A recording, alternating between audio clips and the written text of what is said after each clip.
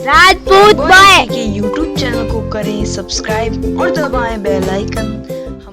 We are the Rajput boys. We are the Rajput boys. We are the Rajput boys. We are the Rajput boys. आज की सबसे बड़ी खबर। इस बात में कितना दम है कि आनंदपाल के मामले में सीबीआई जांच होगी।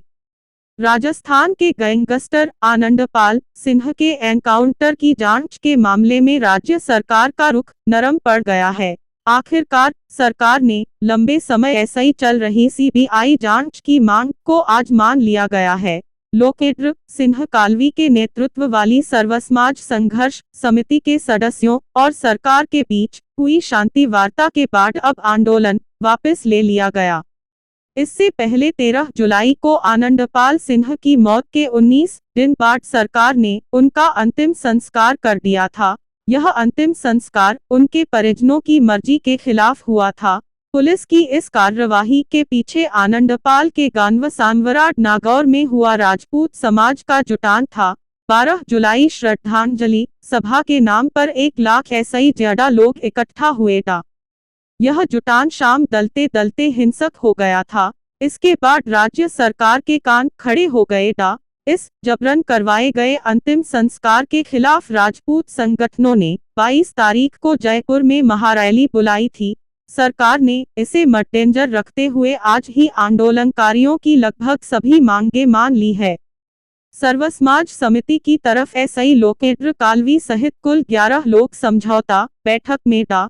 सरकार की तरफ एसआई गृह मंत्री गुलाब कटारिया, पंचायती राज मंत्री राजेंद्र राठौड़ और प्रदेश बीजेपी अध्यक्ष अशोक परनामी इस बैठक में मौजूद था। इसमें कुल 7 मुद्दों पर सहमति बनी।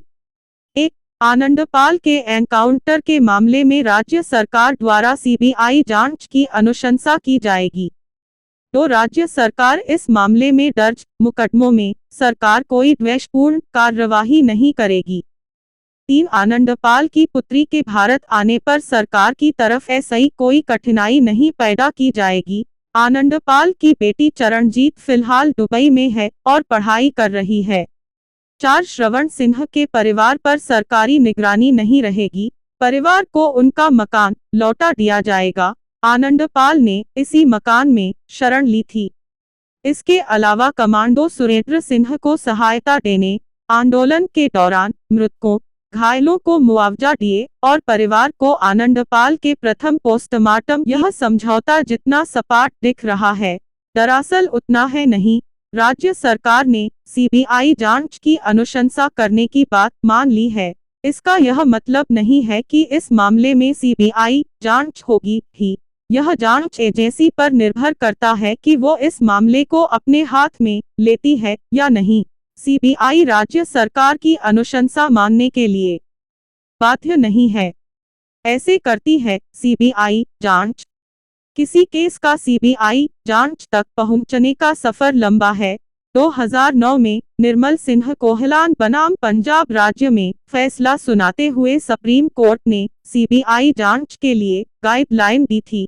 इस गाइडलाइन के मुताबिक ये लोग सीबीआई जांच के आदेश दे सकते हैं। मिनुस भारत के प्रधानमंत्री, कैबिनेट मिनिस्टर, राज्य का मुख्यमंत्री, राज्य सरकार, हाई कोर्ट और सुप्रीम कोर्ट। किसी भी राज्य सरकार के आदेश देने भर ऐसे मामले में सीबीआई जांच शुरू नहीं हो जाती। इसके कई चरण होते हैं।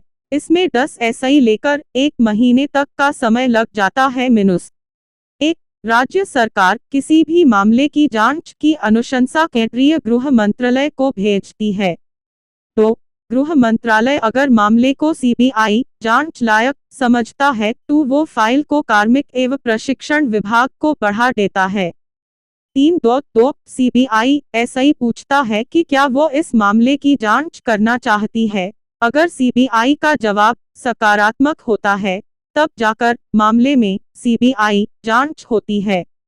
दूसरी गौर करने लायक बात यह है कि इस पूरे आंदोलन में नेतृत्व के स्तर पर 2 फाड़ था। एक धड़े का नेतृत्व लोकेन्द्र कालवी कर रहे था और दूसरे का सुखदेव गोगामेड़ी। लोकेन्द्र कालवी पर वसुंधरा समर्थक होने के आरोप लगते रहे। लोकेन्द्र काल्वी के नेतृत्व वाले धड़े ने आंदोलन वापस लेने की बात कही है। यहाँ यह साफ नहीं हो पाया है कि दूसरा धड़ा इस बात एसआई कितना सहमत है। सुखदेव गोगामेड़ी पर राज्य सरकार की तरफ एसआई विभिन्न धाराओं में मुकदमा दर्ज है और वो फिलहाल फरार चल रहे हैं। इस समझौते में उनके तथा दूसरे आंदोलनकारियों पर राज्य सरकार की तरफ एसआई दायर मुकदमों पर किसी किस्म की रियायत की बात नहीं कही गई है। ऐसे में इस समझौते को कितना स्वीकार किया जाता है, इस पर असमंजस की स्थिति बनी हुई है। वसुंधरा राजे के पिछले कार्यकाल के पूरा होने एसआई 1 साल पहले 2007 में गुर्जर आंदोलन शुरू हुआ था। उस समय भी वसुंधरा राजे प्रशासन की तरफ बुरे मैनेजमेंट का नमूना पेश किया गया था। नतीजतन 2008 के विधानसभा चुनाव में बीजेपी पूर्वी राजस्थान में साफ हो गई थी। यह उनके हार की बड़ी वजह बनी थी। इस बार भी विधानसभा चुनाव एसआई लगभग 1 साल पहले राजपूत आंदोलन खड़ा हुआ है और वसुंधरा सरकार फिर एसआई उन्हीं स्थितियों में घेरती नजर आ रही है। यहाँ सवाल यह है कि अगर आंदोलनकारियों की सभी मांगों को माना ही जाना था तो इस मामले को इतना बढ़ाने की जरूरत कहाँ थी। इस बड़ाइंतजामी का विधानसभा चुनाव पर क्या असर पड़ेगा यह तो वक्त ही बताएगा, लेकिन यहाँ यह साफ है कि पूरे मामले में निपटने के स्तर पर प्रशासन और राजनीतिक नेतृत्व